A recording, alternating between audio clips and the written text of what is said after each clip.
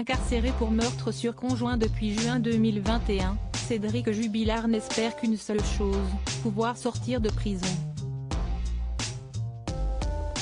Celui qui est soupçonné d'avoir tué son épouse, Delphine Jubilard, tente avec ses avocats, de se faire libérer.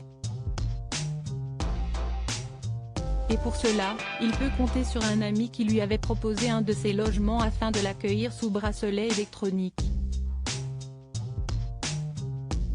Une proposition qui avait été refusée par la justice.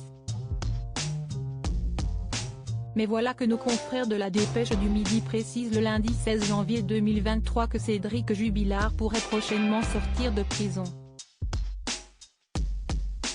En effet, selon eux, les services pénitentiaires se sont rendus, vendredi 13 janvier, dans l'appartement qui pourrait permettre à Cédric Jubilard d'être assigné à résidence, sous bracelet électronique, dans l'hypothèse d'une remise en liberté.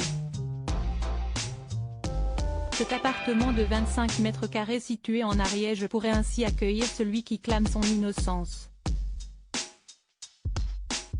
Pourtant il y a quelques mois, la justice avait déjà refusé que Cédric Jubilard aille vivre dans ce logement. Selon elle, l'appartement était inhabitable.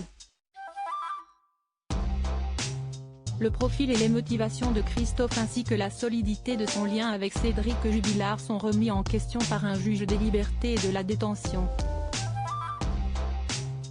Et pour cause, l'amitié entre les deux hommes a démarré sur un jeu en ligne.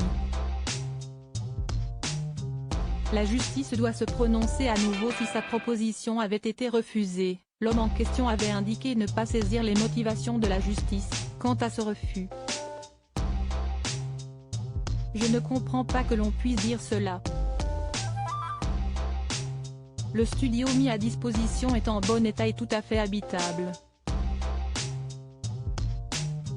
Peut-être y a-t-il eu une confusion avec un autre appartement situé dans le même immeuble et sur le même palier qui, lui, est en chantier.